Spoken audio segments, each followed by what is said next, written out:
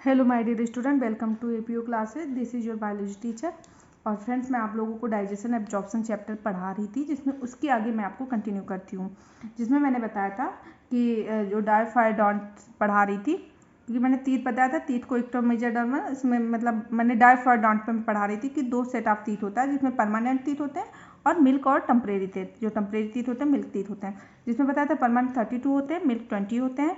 मैंने क्या बताया था कि देखो, जैसे आपका मैंने ये यहाँ पे बताया था परमानेंट टीथ 32 कैसे होते हैं। देखिए, ये आपका क्या है, अपर जा लोअर जा का हाफ लेके हम लोग टीथ को काउंट करते हैं। तो जो ये इंसीजर होता है 2 होता है, मतलब एक कैनाइन होता है और 2 प्री मोलर होता है और 3 मोलर होता है।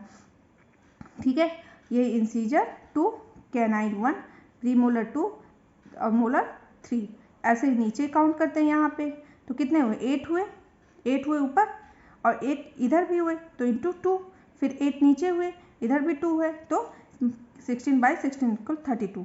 ठीक है, ये होता है। और जो कैनाइन जो बच्चों में होता है, इसमें देखिए इंसीजर तो 2 होते ही, आपके इंसीजर जो है वो 2 हैं, कैनाइन आपके 1 है, प्रीमोलर अब्सेंट है। यहाँ पे प्रीमोलर ये बच्चों का मैं बताया, चाइल्ड का प्रीमोलर अब्सेंट है और मोलर थर्ड मोलर अब्सेंट है। ये क्वेश्चन पूछा जाता है कि कौन सा अब्सेंट है कौन सा प्रेजेंट। तो इसमें प्रीमोलर 2 अब्सेंट है और थर्ड मोलर अब्सेंट है। ठीक है, तो ये जो थर्ड मोलर आपके एब्सेंट है, ये थर्ड मोलर जो, हाँ, तो ये कितने हुए, ये आपके कितने पूरे काउंट हुए, 2, 1 और प्रीमोलर एब्सेंट है और ये थर्ड मोलर, तो कितने हुए कुल 5 हुए। 5 तो 5 इधर, 5 इधर, 5 इधर, 5 इंटू 4। तो वैसे अब जैसे इसका डेंटल फार्मूला, ये डेंटल फार्मूला है इंसीजर 2, कैनाइन 1, प्रीमोलर एब्सेंट होते हैं बच्चों में ना 2 and molar, sorry premolar absent होते हैं और मोलर 2। सेम वही नीचे, तो ये बच्चों के तीत हुए। Okay, clear. अब एक चीज़ और आपको बताते हैं कि देखिए, ये पूरे दांत तो इसमें भी है, इसमें क्या एब्सेंट है, प्रीमोलर एब्सेंट है और थर्ड मोलर एब्सेंट है। ठीक है, तो ये देखो, ये 20 दांत तो परमानेंट बच्चों में मतलब एडल्ट में चले जाते हैं। जो ये प्रीमोलर और मोलर, एक कितने प्रीमोलर, 2 प्रीमोलर इधर, 2 प्रीमोलर इधर, 2 प्रीमोलर इधर, 2 प्रीमोलर इधर, 1 मोलर इधर, 1 मोलर इधर, तो ऐसे कुल कितने हुए, 3 और कितने पार्ट में 4, 3 इंटू 4, तो कितने टीथ हुए जो कि लाइफ में एक ही बार निकलते हैं, 12। क्योंकि बच्चों में तो निकले नहीं, डायरेक्ट बड़ों में निकले, तो इसीलिए इसको मोनोफाइडॉन्ट कहते हैं। लेकिन ये जो 20 टीथ है आपके इसमें भी है, इसमें भी, इसको इसलिए डायफाइडॉन्ट कहते हैं। तो डायफाइडॉन्ट, ठीक है, और मोनोफाइडॉन्ट जो लाइफ में एक बार निकलते हैं, यही 12 टीथ जो बच्चों में बचपन में एब्सेंट होता है, बड़े होने पे ही आता है, वही जो 12 टीथ है वो मोनोफाइडॉन्ट है। तो ये क्वेश्चन पूछा जाता है। आगे मैं आपको हेट्रोडॉन्ट बता रही हूँ। ठीक है, हेट्रोडॉन्ट में क्लियर कर रही हूँ। हेट्रोडॉन्ट कहते हैं कि जिसमें 4 टाइप ऑफ टीथ होते हैं। मैंने पहले ही बताया, लेकिन अब उसके वर्क बता देती हूँ। 4 type of teeth, I don't know why not clear. Okay, 4 type of teeth, clear, you know that 4 type of teeth. जैसे मैंने क्या बताया था, incisor,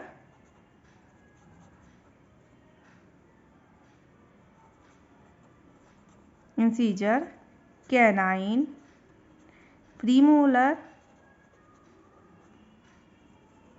and molar. Incisor for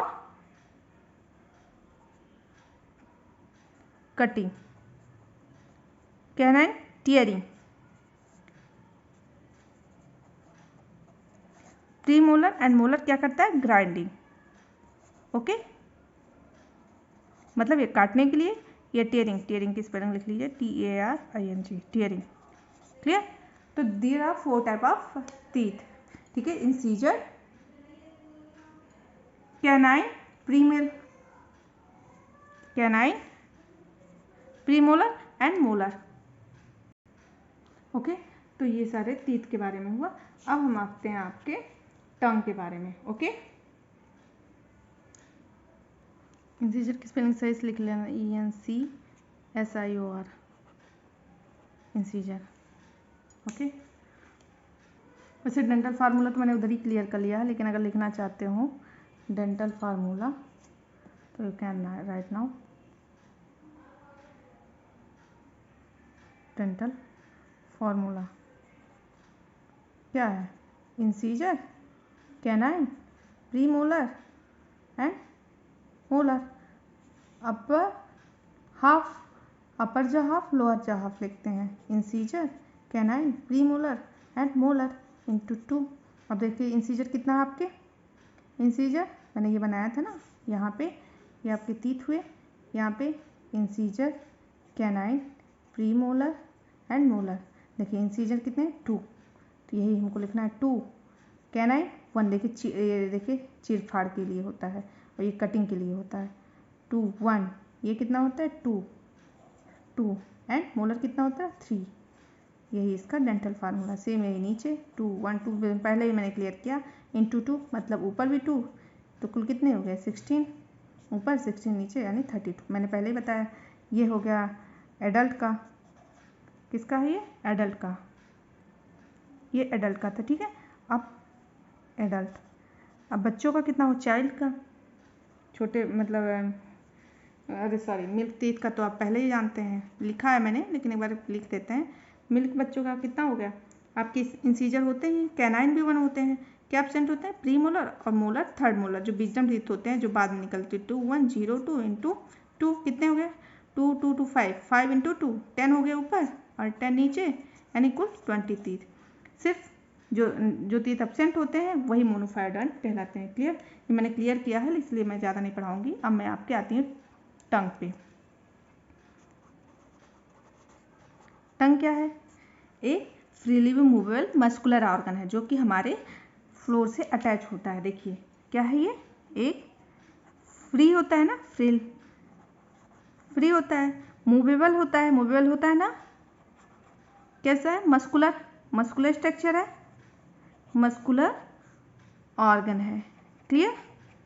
okay.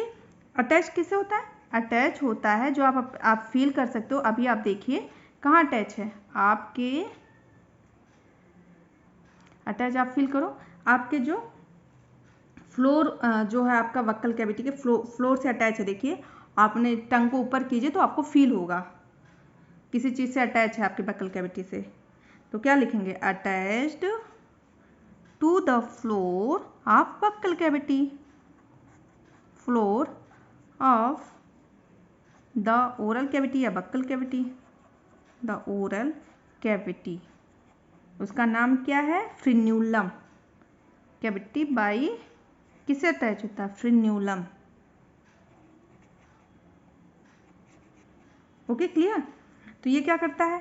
क्या काम है टीथ का? आप अपने आप से सोचिए, टंग का क्या काम है? हेल्प इन मैस्टिकेशन, फूड को मिलाने के लिए, ठीक है। Help in the mastication of food. Okay बेटा, तो ये हो गया। अब ये क्या होता है? जैसे आपकी जो टंग होता है, थोड़ा सा और लिखिए, ये टंग के जो अपर सरफेस होता है, the upper surface of tongue है स्मॉल प्रोजेक्शन। जैसे आपका ये टंग है, जैसे ये टंग है, ये टंग के ऊपर एक सम स्मॉल प्रोजेक्शन होता है, ठीक है, जिसको क्या कहलाते हैं? पैपली कहते हैं, ठीक है। तो लिख लीजिए, the upper surface of tongue क्या करता है? ए स्मॉल प्रोजेक्शन। देखिए नॉर्मल समझ के लिखो, द अपर, ये किसी भी कंपटीशन के लिए नोट्स काफ़ी है। The surface of the tongue क्या कर रहा है? हैज ए स्मॉल प्रोजेक्शन, है ये has a small projection,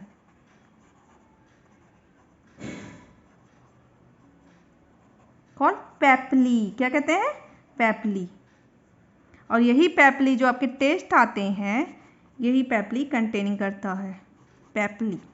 okay, इसमें से कुछ सम इसके बारे में लिख रहे हैं, सम ऑफ विच, जिसमें से कुछ, सम ऑफ विच बियर, क्या बियर करता है? Taste bud. तभी तो आपको टेस्ट आता है, टेस्ट बर्ड। क्लियर? ओके। जैसे ये सपोज दैट ये आपके, ये मैं लेयर बता रही हूँ ऊपर का, ये मैं फिगर से क्लियर करती हूँ। देखिए जैसे ये है, ये सरफेस एरिया, ठीक है, टेस्ट बड क्या करता है, यहाँ पे ये है तो प्रोजेक्शन ये, और इस पे टेस्ट बड होते हैं, क्या आते हैं, टेस्ट बड। ये टेस्ट बड है, ये है आपके टेस्ट बड। ये टेस्ट बड क्या करते हैं जानते हैं, ये सरफेस एरिया को भी बढ़ाते हैं, टेस्ट भी देते हैं।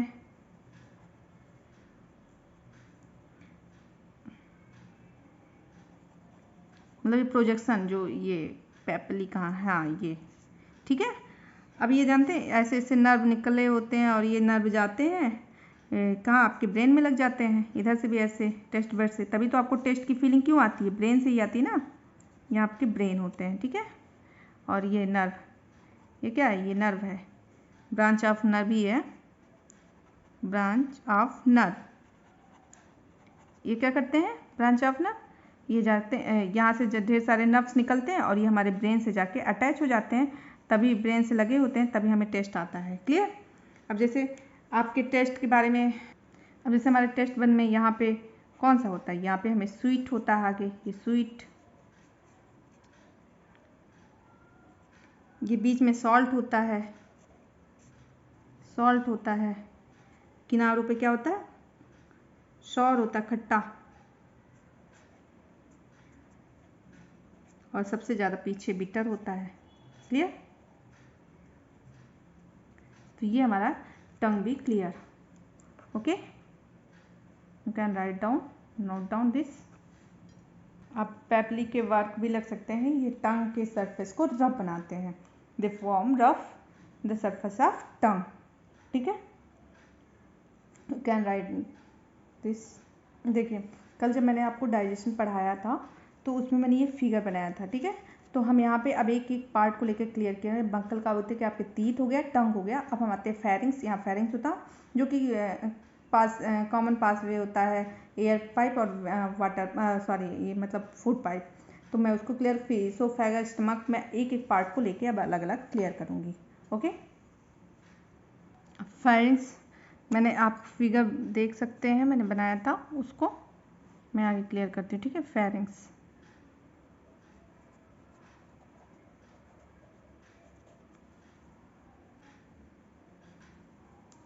तो फेरिंग्स पहले फिगर तो आप लोग जानते होंगे कि ये जब आपने पढ़ा था कि आपकी बक्कल कैविटी कहाँ होता है, फेरिंग्स में। तो फेरिंग्स कैसा होता है, देखिए फेरिंग्स क्या होता है, कॉमन पैसेज, इसमें कुछ नहीं है, केवल पैसेज का काम करता है, common passage for air and food, air and food.